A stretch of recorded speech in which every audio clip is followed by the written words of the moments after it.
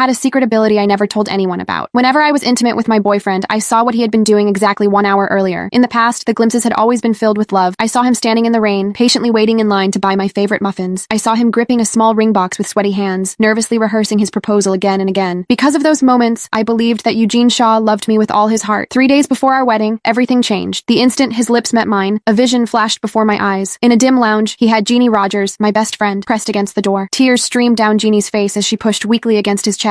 We cannot keep doing this. Melissa paid for my education. She did everything for me. She has been nothing but good to me. If she ever finds out, it will destroy her. Eugene did not answer. He lowered his head and kissed her. His voice sounded rough and unfamiliar. She will never know. And I am marrying her in 3 days. Think of this as one last mistake. The vision vanished as quickly as it appeared. Back in reality, Eugene still held me in his arms. He brushed his hand across my cheek, his eyes warm with affection. Melissa, we are almost married. Are you happy? I looked into his loving eyes and smiled faintly. The love I had seen in those visions had been real. His betrayal had been real as well. After 7 years together, our story ended here. After Eugene spoke, he kissed me again. His lips brushed my cheek with the same tenderness I had trusted for 7 years. But the moment he touched me, another vision flashed before my eyes. Jeannie stood in front of him, her dress wrinkled and her lipstick smeared. She leaned into Eugene's arms with a playful pout. Melissa's so skinny. Do you think she'll even fill out her wedding dress? I went with her to try on the main gown today. It looked empty on her. Eugene chuckled. She is too skinny. Every time I hold her, it feels like I am hugging a bag of bones. Jeannie pretended to frown. How could you say that? Melissa's my best friend. Then she leaned close to his ear. What about me? How do I feel? Eugene said nothing. His hand tightened around her waist. That silence answered everything. Jeannie smiled. Forget it. I'm not stealing you from Melissa. She's waited 7 years for you. It's kind of pathetic. The vision shattered. I was still in Eugene's arms. Nausea rose in my throat and I shoved him away. He stumbled back, startled. Melissa? What's wrong? Before I could answer, the electronic lock beeped. The front door opened. Jeannie walked in wearing a silky spaghetti strap nightgown, smiling as if this were completely normal. Melissa, the shower at my place is broken. Since you live so close, I thought I'd borrow yours. My eyes settled on the thin nightgown. For the first time, I did not pretend not to notice. Jeannie, don't you think it's inappropriate to come to our house dressed like that? Jeannie froze. Her eyes immediately turned red. Before she could say anything, Eugene stepped in front of her. Melissa, Jeannie lived overseas for years. She's used to dressing like this. You're overthinking it. I almost laughed. Of course I knew she had lived overseas. I was the one who paid for her to go. When Jeannie could not afford her first year of tuition, I gave her every cent I had saved for 2 years. At the airport, she hugged me and cried, Melissa, you're the best friend I'll ever have. When I come back, I'll be your maid of honor. Later, Eugene began traveling overseas for work. I was even the one who asked him to look after her. Jeannie's alone there. If you have time, could you check on her? He had ruffled my hair and laughed. You're too kind. At first, he always sent me pictures. He brought her groceries, took her to dinner when she was stressed about her thesis. Later, Eugene appeared more and more often in Jeannie's social media. He carried her luggage, took her to the hospital, stood beside her at graduation. I had felt uncomfortable before, but every time, I reminded myself that one was my boyfriend and the other was my best friend. They only knew each other because of me. Only now did I understand. Crossing the line had not happened overnight. It happened little by little while I kept making excuses for them.